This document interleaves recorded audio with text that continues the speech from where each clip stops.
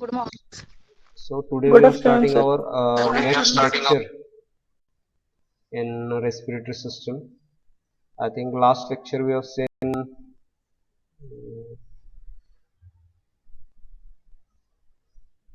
anatomy and physiology of lungs, right? yes. So we will have a very quick revision and then we will move forward towards our next topic, that is lung volumes and capacities. So first we will have a quick revision on yesterday's lecture. We have seen anatomy and physiology of the lungs. Okay, we have seen there are two lungs in our body. Okay, they are located in thoracic cavity and above diaphragm. See, diaphragm is a boundary of abdominal cavity and thoracic cavity. Diaphragm आहे तर तो boundary आहे thoracic कॅव्हिटीची आणि abdominal कॅव्हिटीची. हे डायफ्रॅमच्या वर तुमचे हे lungs situated असतात. लंग्स कुठल्या शेपचे असतात? पिरॅमिड शेपचे. पिरॅमिड म्हणजे कसला शेप आला? त्रिकोणी, चौकोनी, गोल, षटकोनी, कसला आकार झाला पिरॅमिड म्हणजे? Triangle. Yes, it's a triangular. त्रिकोणी असतात, वरच्या बाजूला निमुळते होत गेलेले असतात. Right, there are two lungs as I earlier told you. Right lung is shorter. Right lung जो असतो उजव्या बाजूचा लंग हा लहान असतो आणि आकारानं मोठा असतो. ठीक आहे, उंचीनं लहान असतो आणि जाड असतो जरासा as compare to left lung, डाव्या बाजूच्या लंग पेक्षा. राईट साईडच्या लंग मध्ये 3 लोब्स असतात, while left साइडच्या lungs मध्ये 2 lobes असतात. See why this difference is there? Right side lung is having 3 lobes while left side lung is having 2 lobes, because we all know on our left side there is heart. ठीक है, and to give some space for heart, your left lung has got a little less. That is why it has 2 lobes. Then your lungs has 3 surfaces: postal surface, mediastinal surface and basal surface. जे ribs म्हणजे तुमच्या thoracic केजच्या साईडला जो surface असतो we call it as costal surface. हार्टच्या साईडला म्हणजे मध्यभागी जो सरफेस आहे मधल्या बाजूला we call it as mediastinal surface, आणि डायफ्रॅमच्या साईडला म्हणजे खालच्या बाजूला जो सरफेस आहे त्याला आपण म्हणतो बेसल सरफेस.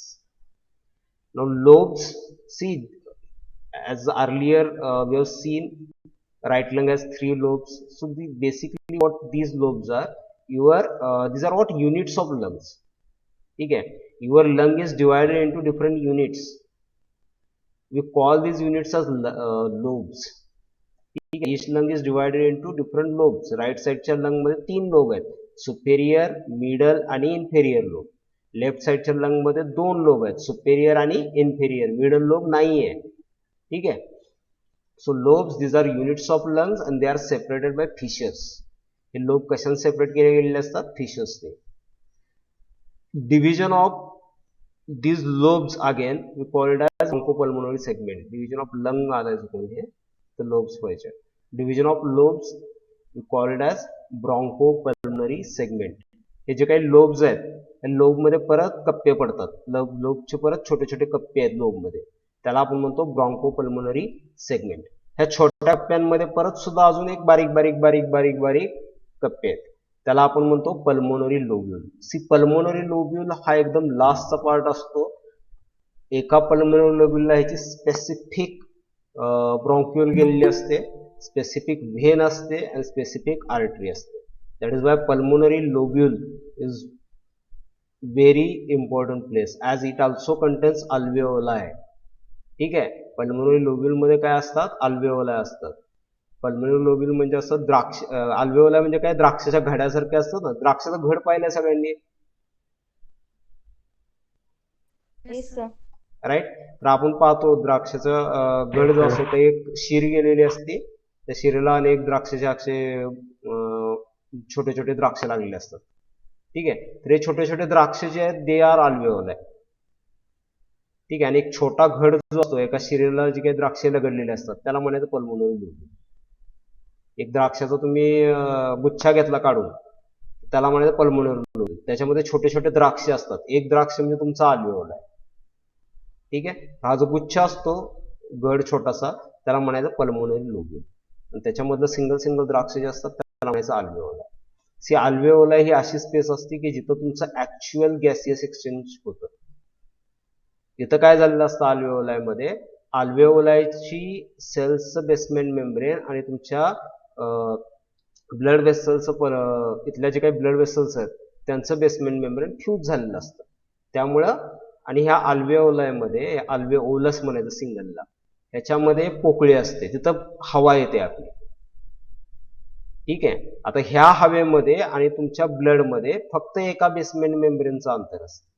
मग साहजिकच आपल्या ब्लडमधला CO2 बाहेर जातो इथल्या मधल्या स्पेसमध्ये, अल्वेओलाच्या स्पेसमध्ये, आणि तिथं त्या स्पेस मधला ऑक्सिजन आतमध्ये येतो. म्हणजे गॅसियस ट्रान्सपोर्टेशन होतं. हे कुठं होतं? अल्वेओलस मध्ये होतं. तुमच्या अल्वेओलस मध्ये स्पेसिफिक सेल्स असतात, त्यांचे नाव नीट लक्षात ठेवा, pneumocytes 1 and pneumocytes 2. Besides that alveolus contains alveolar macrophages. See आपण पाहिलंय जिथं जिथं आपल्या शरीराचा म्हणजे महत्वाचे ऑर्गन आहेत, महत्वाच्या जागा आहेत, तिथं तिथं मॅक्रोफेजेस असतात. आपण पाहतो ना, जे काही महत्वाचे एरिया आहेत, महत्वाच्या जागा आहेत, तिथं पोलीस प्रोटेक्शन असतं. बरोबर आहे की नाही? एअरपोर्ट असतील किंवा काय असेल, डॅम असतील, तिथं पोलीस बंदोबस्त असतो, आर्मीचे लोक असतात तिथं महत्वाच्या ठिकाणी. सेम वे आपल्या शरीरामध्ये जे काही महत्वाचे ऑर्गन्स आहेत, जिथून बाहेरून एंट्री होण्याचे जास्त चान्सेस आहेत, तिथं आपली सिक्युरिटी असते मॅक्रोफेजेसची. आपण पाहिलंय स्किन मध्ये लँगरहॅन्स सेल्स होत्या. ठीक आहे. परत तुमच्या लिव्हर मध्ये कुफर सेल्स होत्या. परत तुमच्या ब्रेन मध्ये मायक्रोग्लियल सेल्स आहेत. तर हे सगळे काय त्या त्या जागेचे काय करणारे आहेत? प्रोटेक्शन करणारे आहेत. सेम वे तुमचं लंग मेजर एरिया आहे, लक्षात घ्या, मेजर साईट आहे इन्फेक्शन होण्याची. कारण आपण जी काही श्वासाबरोबर हवा आतमध्ये घेतोय, त्या हवामध्ये अनेक बॅक्टेरिया असतात, अनेक व्हायरसेस असतात. आता सध्या तर वी ऑल नो व्हेरी डिअरली, कारण आपण पाहतो सध्या कोविडमुळं आपल्याला माहिती आहे की हवेमध्ये व्हायरसेस असतात. ठीक आहे. तर हवेमध्ये भरपूर व्हायरसेस असतात, भरपूर बॅक्टेरिया असतात. मायक्रोबायोलॉजीचं एक बुक आहे, ते तुम्ही पुढच्या वर्षी रेफर कराल, पेलझार नावाच्या ऑथरचं आहे. तर ह्या पेलझारमध्ये एक वाक्य आहे स्टार्टिंगच्या इंट्रोडक्शनच्या ह्याच्यामध्ये, we are always embedded in the sea of micro organism. हे एक सेंटेन्स आहे बुकमध्ये, मला खूप आवडतं सेंटेन्स. म्हणजे याचा अर्थ काय होतो, आपण आता समुद्रामध्ये आपण उडी मारली तर काय होईल, आपण समुद्रामध्ये आपली बॉडी असेल आणि आपल्या साईडनं सगळं पाणी असेल. सेम वे आपण जेव्हा हवेमध्ये चालत असतो तर हवा म्हणजे काय आहे, तो ऑथर म्हणतो, तर मायक्रोबचा समुद्र आहे हा. म्हणजे आपल्या साईडनं सगळे समुद्र म्हणजे मायक्रोबच आहेत आणि आपण त्याच्यामधून चालतो. ठीक आहे. So that much of viruses or bacteria are present in our food, in our water, in our environment, in our air. ठीक आहे. मग आता तुम्ही म्हणाल सर एवढे बॅक्टेरियाज आहेत, मग आपण हे करतोय, श्वास घेतोय, मग आपण आजारी का पडत नाही? The reason is this, alveolar macrophages. या अल्वेओलस मध्ये म्हणजे जी काही एअर सॅक आहे, जी पिशवी हवेची, ठीक आहे, जी तुमच्या ब्लड वेसलच्या कॉन्टॅक्ट मध्ये आलेली आहे, तिथून बॅक्टेरिया ब्लड वेसल मध्ये जातील. एंट्री ऑफ अ पॅथोलॉजिकल और pathogenic micro organism in blood circulation is called as infection. ठीक आहे. म्हणजे ही इन्फेक्शन होण्याची एकदम सुनहरा मौका आहे. But we are having alveolar macrophages. ह्या अल्वेओलार मॅक्रोफेजेस ह्या त्या एअर स्पेस मध्ये फिरत असतात. ठीक आहे. साईडमध्ये त्याच्या साईडला जो काही कनेक्टिव्ह टिश्यू आहे त्याच्यामध्ये फिरत असतात. जो कुठला बॅक्टेरिया आला किंवा व्हायरस आला तर त्याला काय करतात, पटपट पटपट पटपट खाऊन टाकतात, मारून टाकतात. आणि दिस इज वाय एअरबर्न इन्फेक्शन आपल्याला कमी होतं. रिझन इज दिस. तुम्ही नावं लक्षात ठेवा. अल्वेओलामध्ये काय असतात, न्यूमोसाइट 1, न्यूमोसाइट 2 या दोन प्रकारच्या सेल्स असतात. ठीक आहे. यांची कामं तुम्ही पुढे शिकाल इन डिटेलमध्ये, ह्याच्यामध्ये पॅथोफिजिओलॉजीमध्ये वगैरे. या सर्फॅक्टंट वगैरे तयार करत असतात, त्यामुळं त्या भागामध्ये सरफेस टेन्शन कमी होत असतं, म्हणजे तुम्हाला श्वास घेताना वगैरे अडथळा येत नसतो. ठीक आहे. आणि हे अल्वेओलार मॅक्रोफेजेस काय करत असतात, हे बेसिकली आपलं प्रोटेक्शन करत असतात बाहेरून येणाऱ्या हवेबरोबर येणाऱ्या बॅक्टेरिया आणि व्हायरस. ओके, समजलं इथपर्यंत? Clear? Okay. So Yes, sir. इच लोब्युल, जसं मी मगाशी तुम्हाला सांगितलं, पल्मोनरी लोब्युल हा सगळ्यात शेवटचा पार्ट असतो, त्याच्यामध्ये अल्वेओलाय असतात. अल्वेओलाय लास्ट पार्ट आहे की जिथे ऍक्च्युअली गॅसेस एक्सचेंज होतं. तर हा पल्मोनरी लोब्युल जो आहे, म्हणजे जो काही घड आहे, it receive its own bronchiole and its own blood vessels, that is your काय म्हणतात त्याला, arteries, veins. These lobules they are separated from each other by a septum. एका पडद्याने सेपरेट झालेले असतात. प्रत्येक लोब्युल जो आहे हा पल्मोनरी लोब्युल हा इंटरलोब्युलर सेप्टम न सेपरेट झालेला असतो. ठीक आहे. Sorry, the heart receives blood आहे. Basically lungs receives blood from pulmonary artery, right? Lungs receives blood from pulmonary artery. चुकून झालं माझ्याकडून.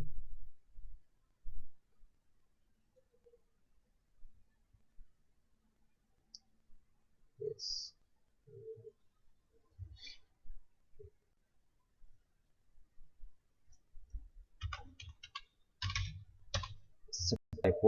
Typing mistake.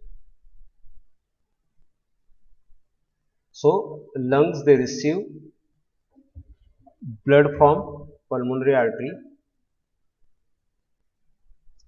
So that was what about pulmonary circulation, right?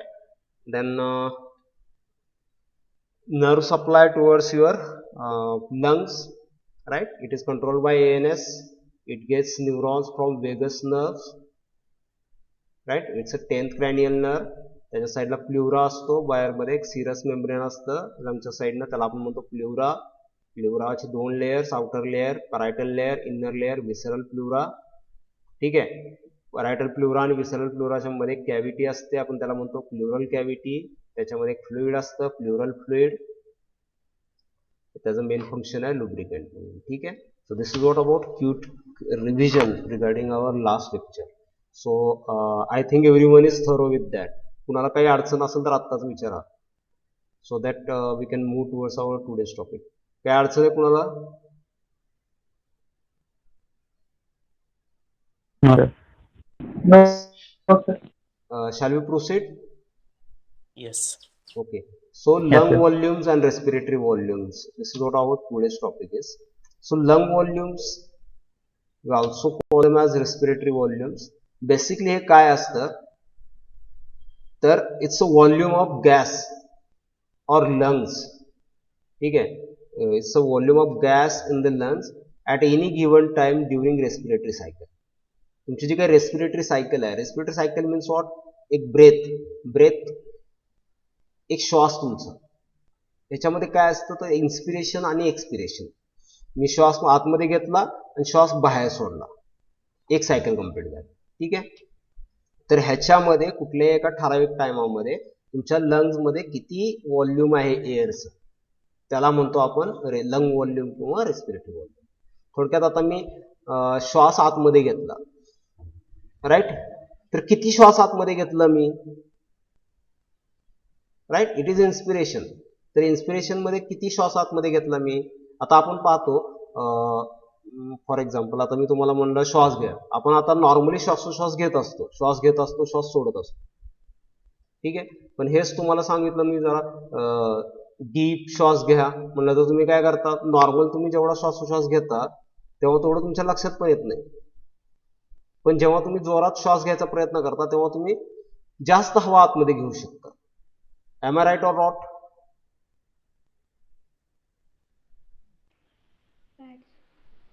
Yes. Yes. प्रयत्न करून बघा. Normal तुम्ही श्वास घ्या, श्वास सोडा, नंतर एक डीप ब्रीथ करा. पहा तुमचं पोट फुगतं, म्हणजे तेवढं तुमचे लंग्स तुम्ही स्ट्रेच करू शकता. बरोबर? Yes, sir. At the same time Yes, sir. जेव्हा तुम्ही नॉर्मल श्वास सोडता तेव्हा तेवढीच नॉर्मल हवा बाहेर पडते. पण हेच जेव्हा तुम्ही ठरवता की बाबा आता नॉर्मल श्वास सोडला मी, त्यानंतर मला अजून हवा बाहेर टाकायची, मी अजून हवा बाहेर ढकलू शकतो. म्हणजे थोडीफार माझी हवा माझ्या लंग मध्ये शिल्लक राहते. चेक करून बघा. नॉर्मल श्वास सोडा, आणि अजून थोडी हवा लंग मधून बाहेर काढायचा प्रयत्न करा. होतंय?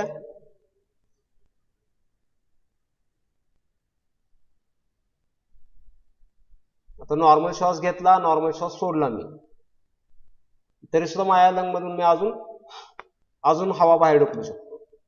ट्राय करून बघा. नॉर्मल श्वास Yes, आत sir. घ्या, नॉर्मल श्वास बाहेर सोडा, बाहेर सोडल्यानंतर अजून एकदा श्वास बाहेर सोडून बघा. होतोय? Yes, sir. Yes, sir. So these are what basically certain volumes that we use in our day-to-day activity. ठीक आहे, हे आपण चेक करतो. ह्याच्यावरून आपल्याला काय कळतं, या लंग व्हॉल्यूममुळे आपल्या लंगची फंक्शनॅलिटी कळते. ठीक आहे, लंगची पॉवर कळते आपल्याला, लंग कितपत काम करू शकतात हे कळतं आपल्याला. ठीक आहे, ह्या जे काही व्हॉल्यूम्स आहेत, लंग व्हॉल्यूम्स किंवा ज्याला आपण रेस्पिरेटरी व्हॉल्यूम म्हणतो, they depend on depth of respiration. आता प्रत्येक व्यक्तीची ही कॅपॅसिटी असते. This capacity depends on its ethnicity. Ethnicity म्हणजे माहिती आहे का तुम्हाला, what is ethnicity?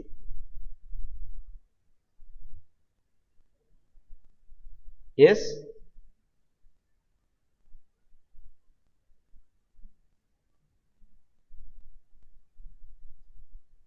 yes, anybody knows what is ethnicity?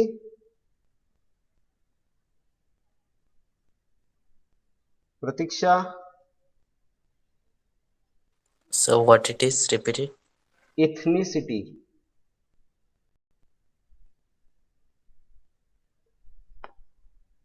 So, okay, let me tell you. Ethnicity म्हणजे काय थोडक्यात,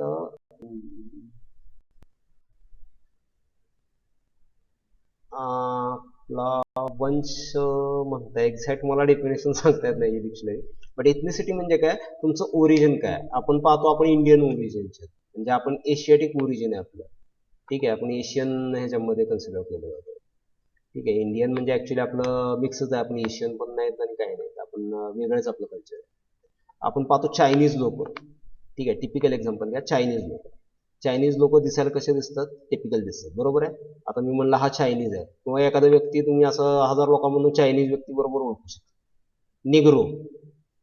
निग्रो व्यक्ती तुम्ही लगेच ओळखू शकता. निग्रो कसे ओळखणार तुम्ही?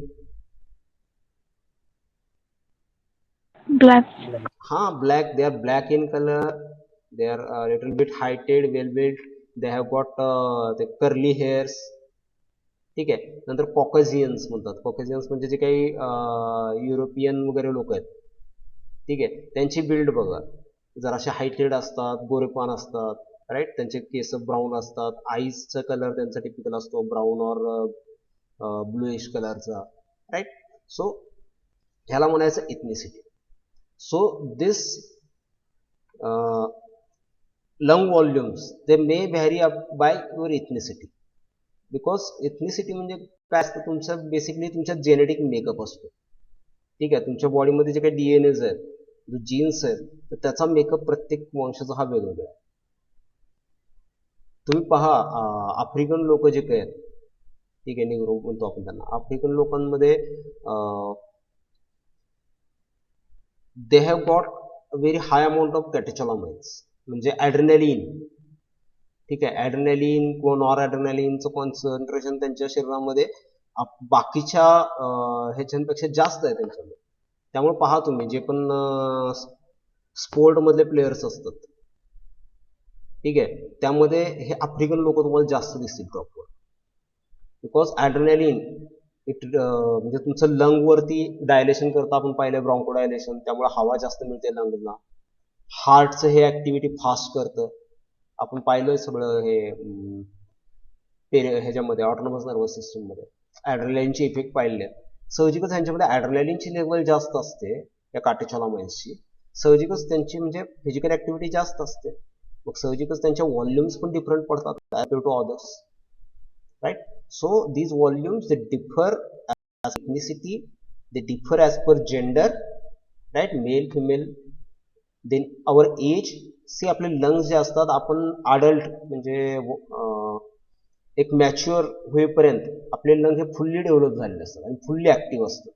जसं जसं आपण म्हातारे व्हायला लागतो तसं तसं लंगची ऍक्टिव्हिटी जी आहे ही कमी कमी होत जाते. Your body composition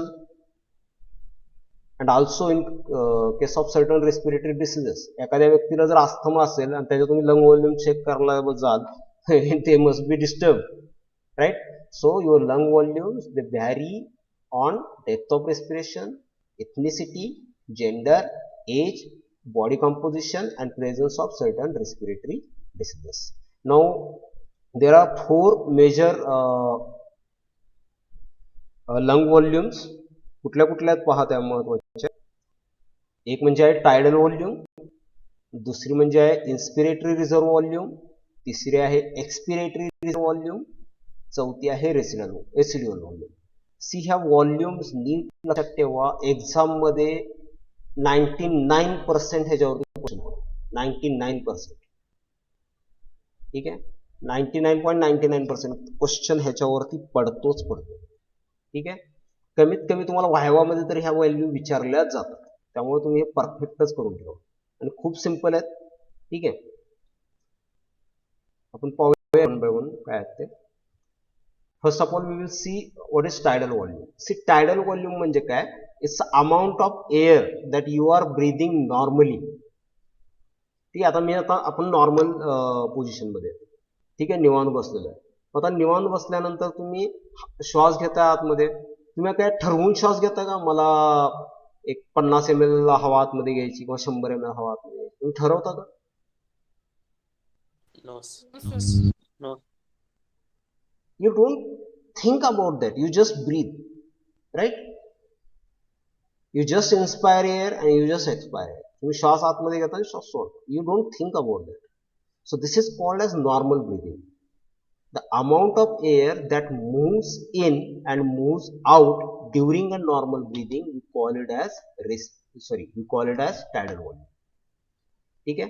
The amount of air that moves in and out of lung during normal breathing हा word महत्वाचा आहे, is called as tidal volume. तर tidal volume ची व्हॅल्यू किती असते? It is around 500 ml. ठीक आहे. Now next volume is inspiratory reserve volume. Now inspiratory reserve volume means what? Is the amount of air that you can inspire even after a tidal inspiration or normal inhalation or inspiration. We call it as inspiratory reserve volume. म्हणजे काय, आता मी normal आता श्वास घेतला आणि मला अचानक कोणतरी म्हणलं नाही व्यवस्थित श्वास घ्या, तर मी घेतलेला श्वास सोडून परत श्वास घेतो का?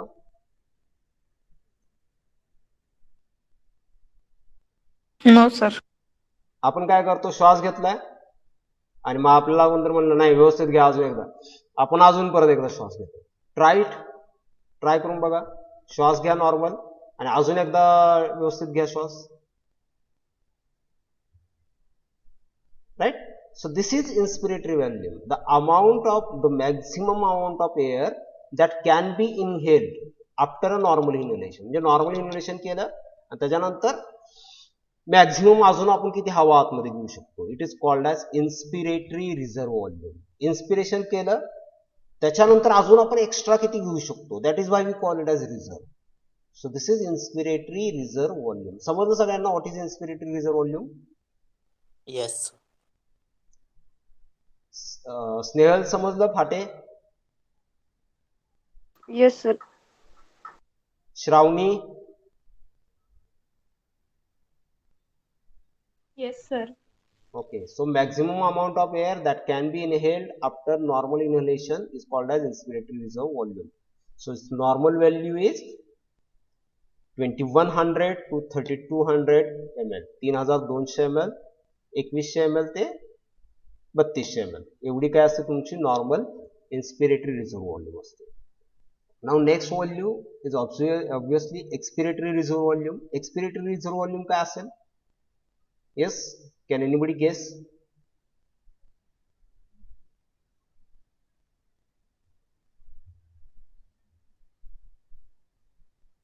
It The will be opposite maximum to that. amount of Yes, बरोबर. सांगा. the maximum amount of air that can be expired after the normal inhalation. Yes, the maximum amount of air that can be exhaled after normal exhalation is called as expiratory reserve volume.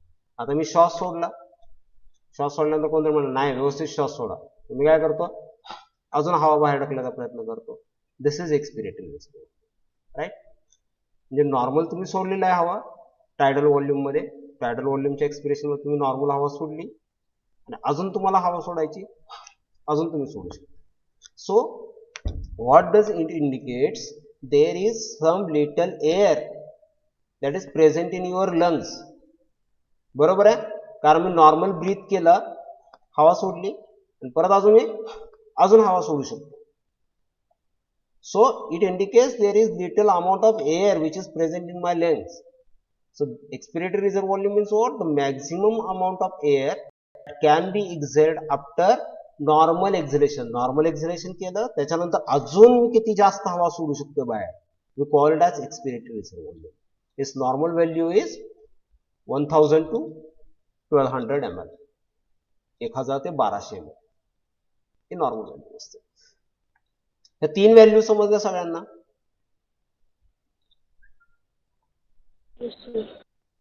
Okay. See now fourth value is residual volume. ही खूप महत्वाची volume आहे. C residual volume म्हणजे काय, एक लक्षात घ्या, lung च्या वरचा भाग, लंग हे कधीच रिकामे नसतात. लंग हे कधीच रिकामे नसतात. तुम्ही बलून पाहिलेलं आहे, बलून फुगवलेला बलून, सगळ्यांनी बलून पाहिलंय? Yes, sir. बलून सगळ्यांनी पाहिलंय. मग बलून मधली मी सगळी हवा बाहेर काढली, what will happen?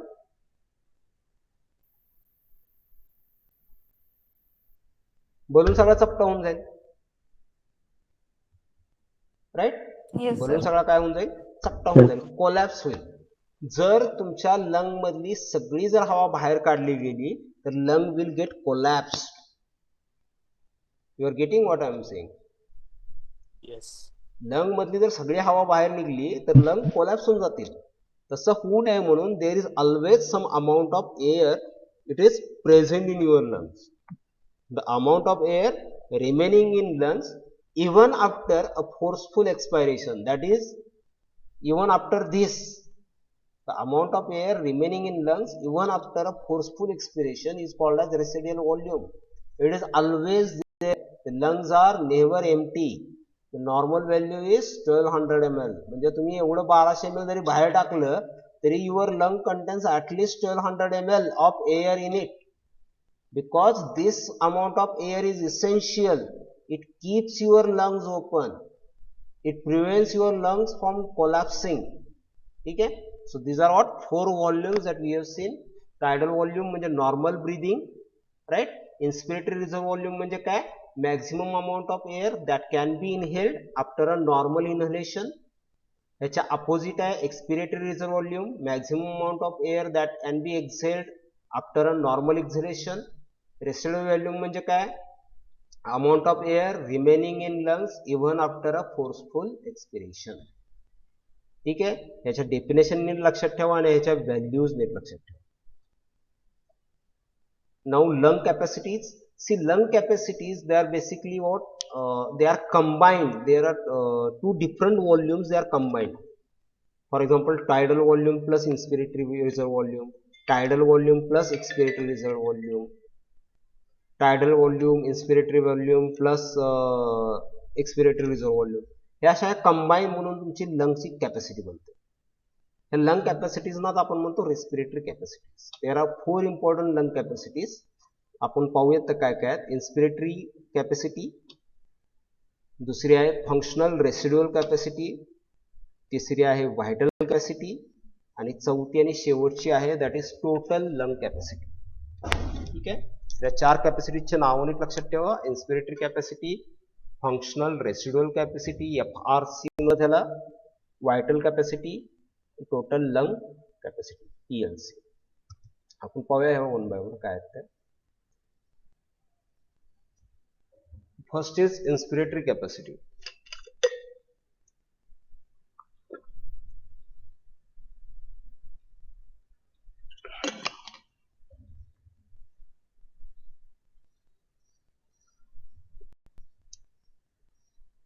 So the total amount of air that can be inspired after a tidal expiration,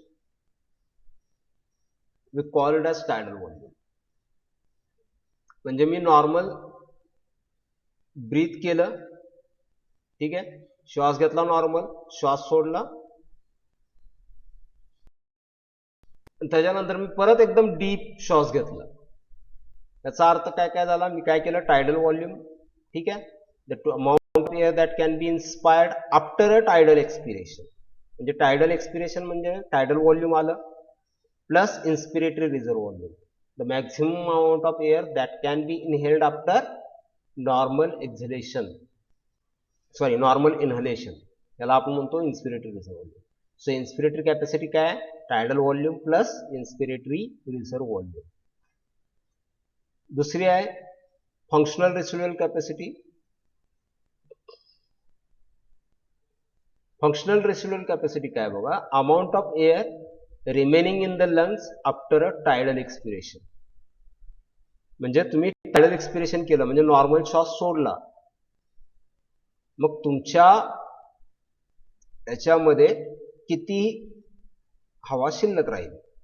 आता मी नॉर्मल आपण पाहिलंय, मग अशी आपण एक्सपेरिमेंट करून पाहिला, मी नॉर्मल ब्रीदिंग म्हणजे हवा सोडली, श्वास घेतला नॉर्मल श्वास सोडला, नंतर मला कोणीतरी सांगितलं अजून श्वास सोडा, मी अजून श्वास सोडला बाहेर, राईट.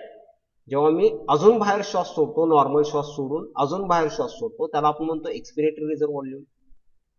आता मगाशी मी आपण पाहिलं एक्सपिरेटरी रिझर्व व्हॉल्यूम झाल्यानंतर सुद्धा तुमच्या लंगमध्ये काही हवा शिल्लक राहणार आहे, कारण जर ती हवा शिल्लक नाही राहिली तर लंग कोलॅप्स होऊन जातील, लंग ओपन राहणार नाहीत.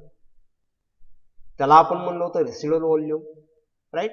So residual volume plus expiratory reserve volume, it becomes your functional residual capacity, FRC.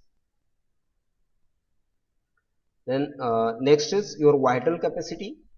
See, vital capacity, it is nothing but all total amount of your exchangeable air. जेवढी पण air तुम्ही exchange करू शकता त्याची सगळ्याची sum म्हणजे तुमची vital capacity असते. It is very important, it indicates activity of your lung, right.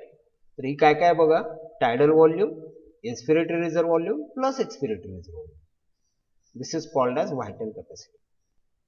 What is vital capacity of the lungs? It shows your actual functioning of the lung. Vital capacity काय सांगते, तुमच्या लंगची total functionality, normal ब्रीदिंगची, forced ब्रीदिंगची, right. ह्याला काय म्हणतो आपण, vital capacity. No vital capacity is around 4800 ml. Why it is 4800 ml? Because it excludes residual volume. कारण रेसिड्युअल व्हॉल्यूम ही लंग मध्ये राहणारी हवा आहे, ही एक्सचेंज होत नाही. ही 1200 ml जी काही हवा आहे ही लंग मध्येच राहणार आहे, ही एक्सचेंज होणार नाही आहे, कारण ही जर एक्सचेंज झाली तर लंग कोलॅप्स होऊन जाणार, लंग खराब होणार तुमचे. त्यामुळे ही तिथंच राहणार आहे रेसिड्युअल व्हॉल्यूम. त्यामुळे व्हायटल कॅपॅसिटी डेफिनेशन काय, total amount of exchangeable air. Residual volume is not exchangeable. That is why we have calculated tidal volume, inspiratory reserve volume plus expiratory reserve volume. It all becomes vital capacity because all this is exchangeable air. तुम्ही हवा आतमध्ये घेताय, बाहेर सोडताय, ही हवा exchange होणार नाही, ती lung मध्येच राहणार आहे 1200 अमाऊंट, ठीक आहे. Now last capacity is total lung capacity. म्हणजे तुमचं टोटल लंग किती हवा किती हवा ठेवू शकतं. कोण सांगेल मला किती ml होईल टोटल लंग कॅपॅसिटी?